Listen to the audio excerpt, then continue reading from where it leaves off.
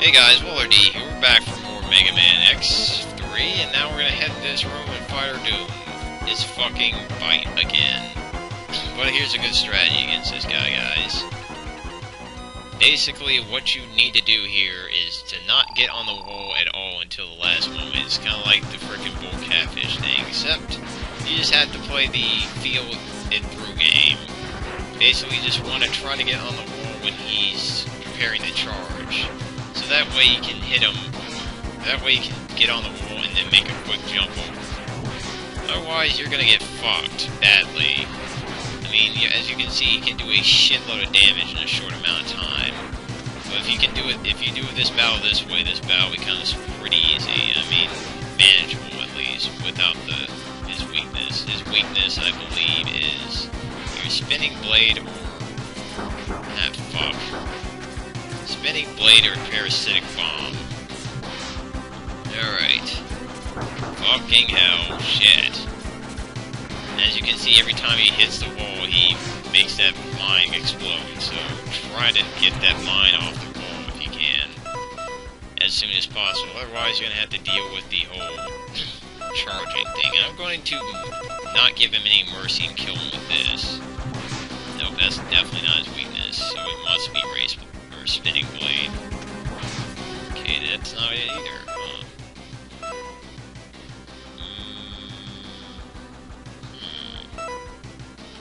Is it Frost Shield? Ah, shit. Fuck. I think it might be Acid Burst. Now I'm fucking being dumb here. Shit. Let's try Ray Splasher real quick. Yeah, it's Ray Splasher. And I'm going to get this guy out of my misery. Goodbye. Fucker. No! How can this great power be... How can this great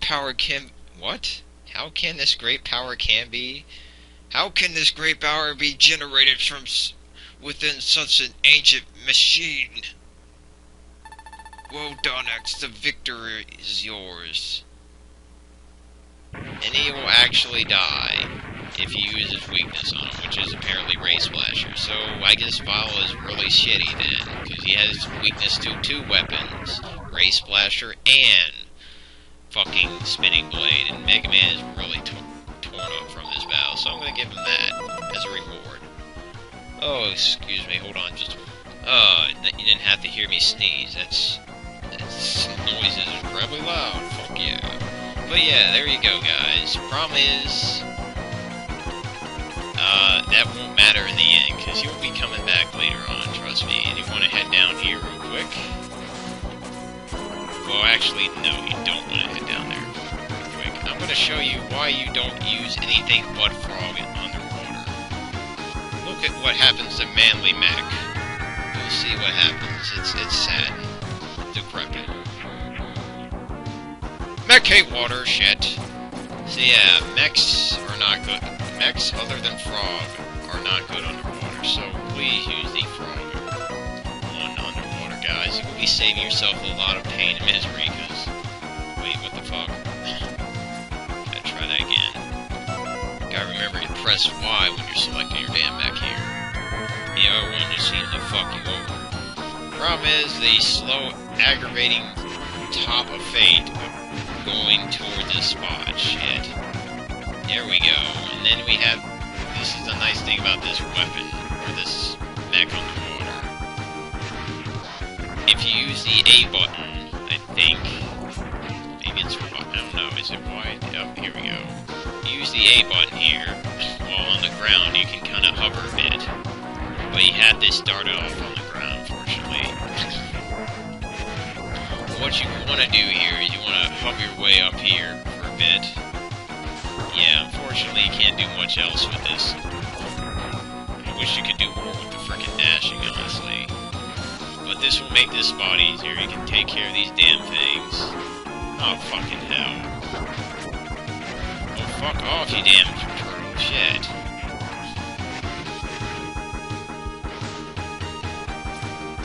Yeah, but the reason why you want to have the frickin' frog ability here is because of these little fans. Basically, it makes it impossible to jump on that wall over there. But you can do this, guys. If you don't have the freaking frog mech, you can basically do this sort of thing. You can make a nice little ice block, and it kind of freezes itself, and then you can do this. You can freaking jump on the surface, get to this right wall, and then you can climb up all the way here and get you again. Well, that's how you can find the capsule. And I think this is the leg upgrade, or leg enhancement chip. Install this leg chip. This chip will enable you to dash in the air twice in a row, which is probably the best of the 4 fucking chips. If you can dash in the air twice in a row, holy shit. You can do a shitload of things. With the chip, your mobility in the air will be greatly enhanced, and he is not kidding. Remember, X, your system can... Yeah, we know. I'll let you guys know that it's not worth it, this still. But it's, if you had a choice between one of the 4 chips, that is the best chip. Alright, so I'm gonna get my ass over here. It's best to do it this way. And jumping at the surface. And then what you want to do here is you want to jump up there and dash and get your K armor. And this is the final armor that I need. I don't know what you guys would need, depending on which order you do it in. And this is the unfortunate thing of not having the armor here. You can't take that way. You have to go back and go around and down and go through this little slightly dangerous area. Just make sure not to jump real high, you will die. And thank you, Rhyme, for being such... Thank you, Rhyme, for being such in a way right now.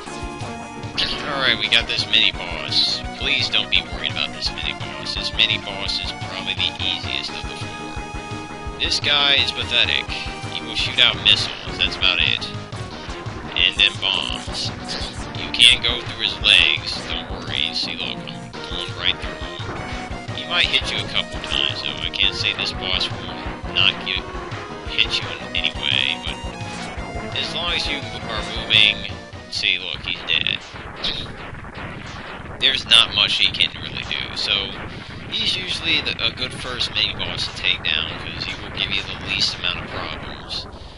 Certainly one of the easiest. And he also seemed to give me that.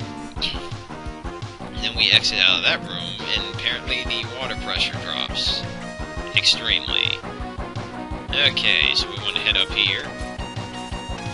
And of course you want to be careful here a little bit, because there is a rather nasty spot that where you can kind of kill yourself if you're kind of rushing a bit.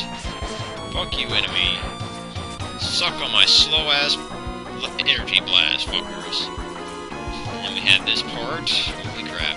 The guy decided to frickin' went back there for a second. Damn. And then what you want to do here is you want to slowly slide your way down here. That way you avoid that nice spike pit there. Because that would be quite nasty to fall in. It's like getting all the way up to this point and then dying right before the boss. And then we have this guy coming up. Shit. Oh boy. We have Toxic Seahorse. This guy's an ass, but he's not too hard. He will usually immediately breach you by jumping on your head and then shooting out little acid balls. God damn, now he's just really messed me up. But yeah, as long as you're up on the walls... Fuck. As long as you're up on the walls, you probably will be able to dodge this crazy-ass jumping. And that apparently absorbed that acid droplet. But yeah, this guy should not give you too many problems if you're quick on your feet. Of course, you have to watch out for his nice little energy splashing balls, because they can cause problems. That much I will say. Fuck off, dude. But just try not to stay on the walls for too long. Try not to get hit by the energy or acid bubbles, because they do hurt like hell. Though this boss is a little bit... Uh-oh. Now we got the bouncing acid balls. That's where you need to not be on the freaking ground. And he does this nice little acid transformation. Try to time it just right where you hit him before he kind of, like, comes back together. chunk. And he usually does this after one or two of those little bouncing acid balls, so as long as you're just not on the ground, you won't have to suffer that horrible attack, because it does hurt when you get hit by that attack. I mean, it's like a good chunk of health. Last time I checked, let me demonstrate. Holy fuck, that's definitely a good chunk of health. I mean, it's even more than his usual contact damage. Nice. So try not to get hit by either his acid balls or him melting in and out of the ground. Fucking hell, I keep doing that too soon. Shit. And you'll be fine for this fight. I mean, at this point, having like a full bar of health, it shouldn't be very hard to die in this boss. But it can happen still. I mean, anything's possible in this game. But of course, when it gets to this point, this fight gets really slow and agonizing. Oh, damn it, you somehow jump over all that? Fucker. Damn you, stop fucking doing that. Alright, I guess I'm gonna have to do this in his face. And, fuck you. Alright, suck on this. Yeah, fuck yeah, goodbye, buddy. That should take care of Toxic Seahorse. That's a slow fight without his weakness, but that's how it goes. He can be a little challenging without his weakness, that's all I can really say, but he's certainly easier than, say, Gravity Beetle, who will annihilate you without his weakness. Unless you can somehow figure out some way to dodge everything they throw at you. Or use Ray Splasher. And we get Acid Burst, and this is a pretty decent ability. It kills certain enemies really quickly. And it has that nice little splash effect. Not the best, but not the worst.